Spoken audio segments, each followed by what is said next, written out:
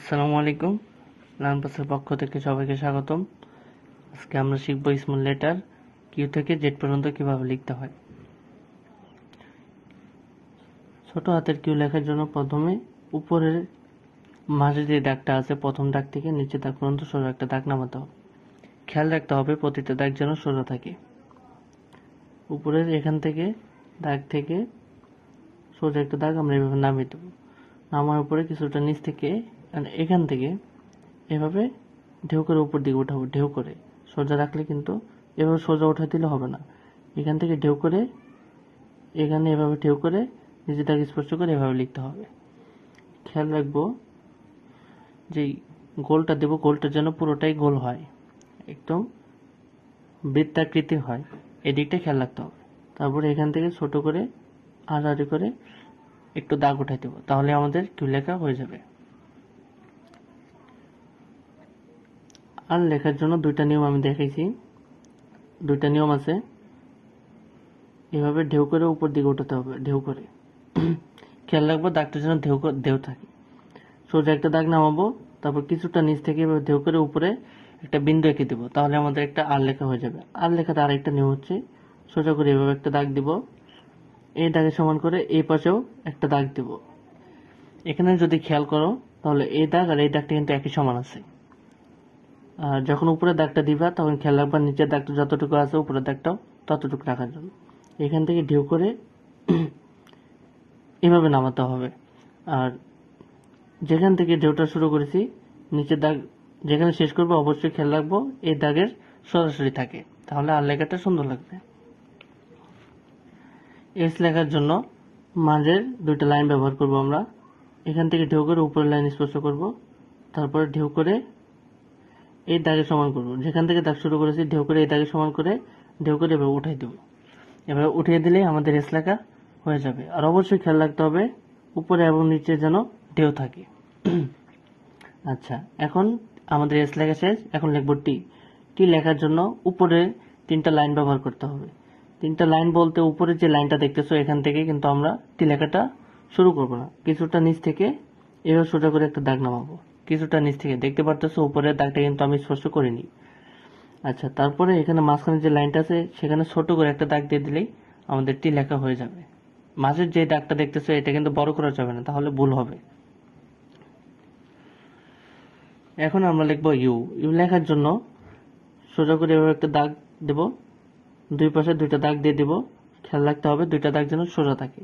তারপরে এখান থেকে ঢেউ করে নিচে দাগ স্পর্শ করে এই দাগের সাথে লাগিয়ে দেব, তাহলে আমাদের একটা ইউ লেখা হয়ে যাবে। খেয়াল রাখবো এই দুইটা দাগ যেন শুরুতেই নিচে লাইনটা স্পর্শ না করে। এখান থেকে ঢেউ করব, এখান থেকে ঢেউ করে এভাবে উঠাই দেব, তাহলে আমাদের ইউ লেখা হয়ে যাবে। এখন লিখবো ভি। ভি লেখার জন্য দুইটা আড়াআড়ি দাগ দিতে হবে। ডান পাশ থেকে বাম পাশ থেকে ডান পাশে একটা আড়াআড়ি দাগ দেব, আর উপরের লাইন থেকে ডান পাশ থেকে বাম পাশে একটা আড়াআড়ি দাগ এভাবে এই দাগের সাথে মিলিয়ে দেব।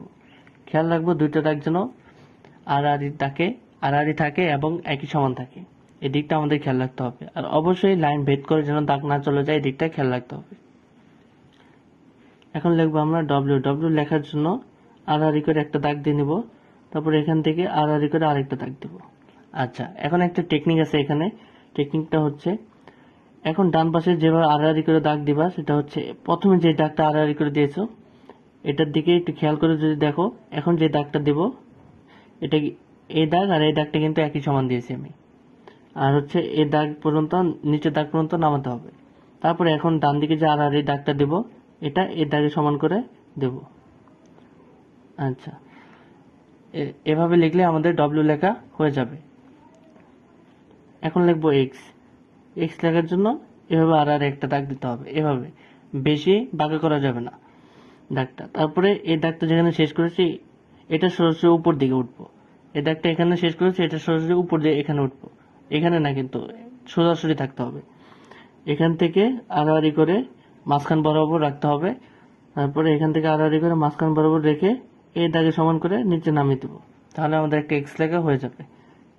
খেয়াল রাখতে হবে এই দাগের এখান থেকে শুরু করেছি, এই দাগের শুরুর মাথাটা আছে আর হচ্ছে শেষের মাথাটা, আর এই দাগটা এখান থেকে শুরু করেছি আর এখানে শেষ করেছি। অবশ্যই চারটা মাথার যেন একই সমান থাকে, এভাবে যদি একটা দাগ দিয়ে দেখো একই সমান রাখতে হবে, তাহলে আমাদের এক্স লেখাটা সুন্দর লাগবে। আমাদের এক্স লেখা শেষ, এখন আমরা লিখবো ওয়াই। ওয়াই লেখার জন্য প্রথমে একটা বি লিখতে হবে ছোট করে, এভাবে বি লিখবো। আর অবশ্যই খেয়াল রাখবো এই দাগটা যেভাবে আড়াআড়ি দিয়েছি ডান পাশের দাগটাও এভাবে আড়াআড়ি রাখতে হবে। তারপরে এখানে আনার পরে কলম না উঠিয়ে সোজা এভাবে নামিয়ে দেবো। অবশ্যই খেয়াল রাখতে হবে আড়াআড়ির ডান পাশে যে দাগটা দিব এই দাগটা যেন সোজা থাকে, এদিকটা খেয়াল রাখতে হবে। আচ্ছা, তাহলে আমাদের ওয়াই লেখা হয়ে যাবে। এখন জেড লেখার জন্য উপরে যে দাগটা দিব এটা যেন বেশি বড় না হয়, এদিকটা খেয়াল রাখবো। তারপরে এখান থেকে আড়াআড়ি করে এই দাগে সমান করে নিচে নামাবো।